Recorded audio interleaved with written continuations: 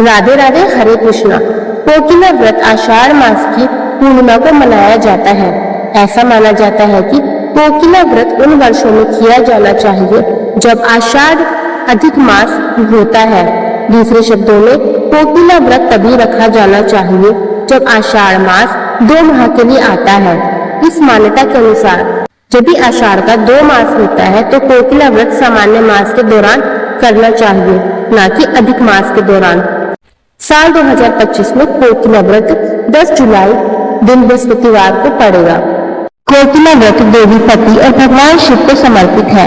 कोकिला नाम भारतीय पक्षी कोयल को संदर्भित करता है और देवी सती के साथ जुड़ा हुआ है।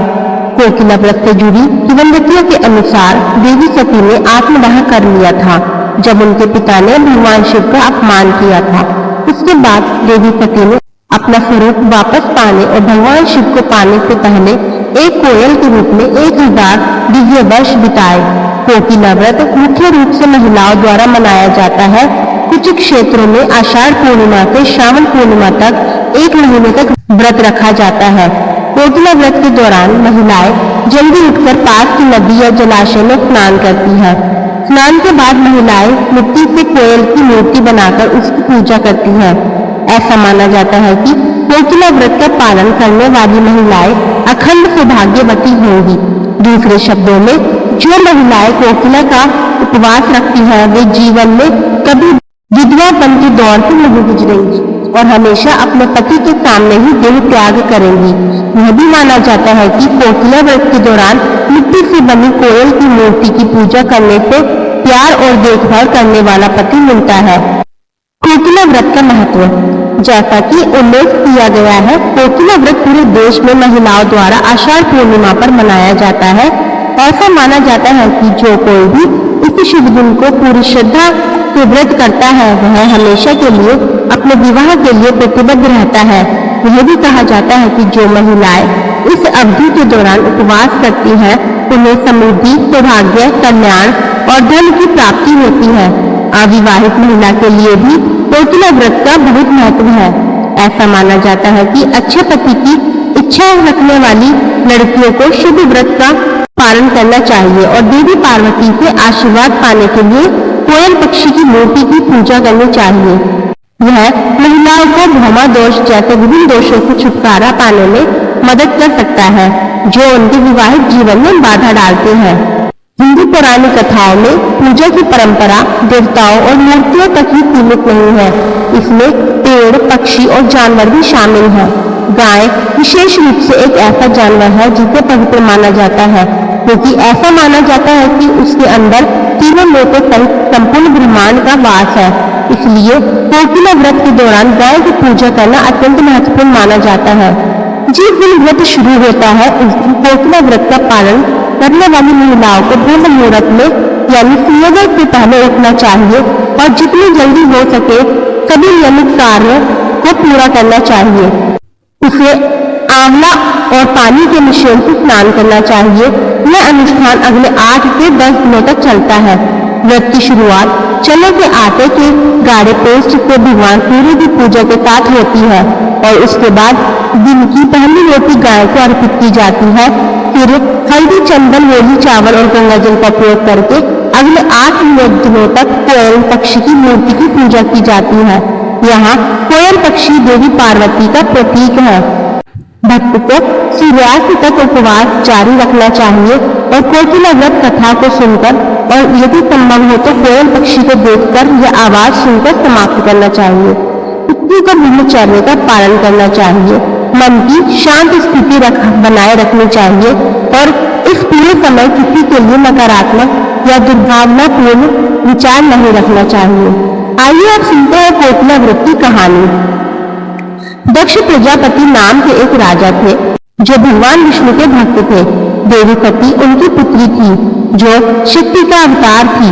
प्रभु शिव को पति रूप में पाने के लिए सती ने महल की सुविधाओं को छोड़ दिया और कठोर तपस्या की। उन्होंने भोजन और पानी का त्याग कर गहरी समाधि लगाई। कुछ समय के लिए वह दिन में केवल एक पत्ता खाती थी, फिर उन्होंने उसे भी छोड़ दिया। उनकी माँ जंगल में उनके पास गई और उसे खाने के लिए मनाने की कोशिश की, लेकिन उन्होंने एक निवाला छूने से भी इनकार कर दिया। इस संयम ने उन्हें उमा नाम दिया। उसने भी अपने कपड़ों से दूर रहने का फैसला किया। उन्होंने इस स्थिति में कठोर ठंड और भीषण बारिश का सामना किया, केवल अपने भगवान का ध्यान करना जारी रखा। इससे उनका नाम अपर्णा पड़ा। उनकी तपस्या आखिरकार फलीभूत हुई। अपनी भक्ति की सीमा को महसूस करते हुए शिव ने उनके सामने प्रकट होने का फैसला किया। उनकी इच्छा को स्वीकार करते हुए वह उन्हें अपनी पत्नी के रूप में स्वीकार करने के लिए तैयार हो गए। हालांकि सती के अभिमानी पिता दक्ष इस बात से प्रसन्न नहीं थे। वह एक विष्णु भक्त थे और चाहते थे कि देवी सती भगवान विष्णु को पति रूप में स्वीकार करे, लेकिन सती शिव से विवाह करने के अपने निर्णय पर अड़ी थी। वह भगवान शिव को पाकर पत्नी रूप में उनके साथ कैलाश चली गई। दक्ष को ये बात बर्दाश्त नहीं हुई और उन्होंने अपनी बेटी को परिवार के बाकी लोगों से बहिष्कृत करने का फैसला किया। शादी के तुरंत बाद दक्ष ने अपने महल में एक भव्य यज्ञ का आयोजन किया, जहां उन्होंने सभी राजाओं, राजकुमारों, देवी देवताओं को भाग लेने के लिए आमंत्रित किया। हालांकि उन्होंने सती या शिव को आमंत्रित नहीं करने का फैसला किया। वह अभी भी अपनी बेटी की शादी से नाखुश थे, इसलिए उन्होंने शिव सती के अपमान की योजना बनाई। यज्ञ के बारे में जानने पर सती ने शिव से अपने साथ जाने की अनुमति मांगी, परंतु भगवान शिव ने सती को मना करते हुए समझाने की कोशिश की। परेशान माता सती ने भव्य आयोजन में भाग लेने की ठानी और शिव की इच्छा के विरुद्ध अपने पिता के यज्ञ में अकेली गई। शिव ने उन्हें वहां जाने के खिलाफ चेतावनी दी थी। आखिर में जब सती ने उनकी बात नहीं मानी तो उन्होंने नंदी और गणों की सेना साथ भेजी। देवी सती को यज्ञ में आते देख दक्ष क्रोधित हो गए। साथ ही सती और शिव का अपमान करना शुरू कर दिया। उन्होंने यह स्पष्ट कर दिया कि न तो उनका और न ही उनके पति का वहां कभी स्वागत किया जाएगा। सती ने अपने पिता से बात करने और उन्हें शांत करने की कोशिश की, यह बताते हुए कि शिव कितने अद्भुत पति थे और उनका विवाह कितना खुशहाल था। पर दक्ष ने बस सती पर चिल्लाते रहे और उन्हें और शिव को वहां मौजूद सभी मेहमानों के सामने अपमानित करते रहे। दक्ष ने क्रोध में सती को 10,000 वर्षों तक कोयल पक्षी होने का श्राप दिया। सती ने शैलजा के रूप में पुनर्जन्म लिया और आषाढ़ के पूरे महीने में भगवान शिव को अपने पति के रूप में वापस पाने के लिए उपवास किया। जो स्त्री श्रद्धा और भक्ति से इस व्रत को करती है, उसके सभी पाप नष्ट हो जाते हैं। उसे इस लोक में सौभाग्य, प्रेम और समृद्धि प्राप्त होती है। बोलिए श्री कोकिला व्रत कथा की जय। भगवान श्री हरि विष्णु की जय। हर हर महादेव। आपको हमारी वीडियो पसंद आई हो तो वीडियो को लाइक करें, कमेंट करें, शेयर करें।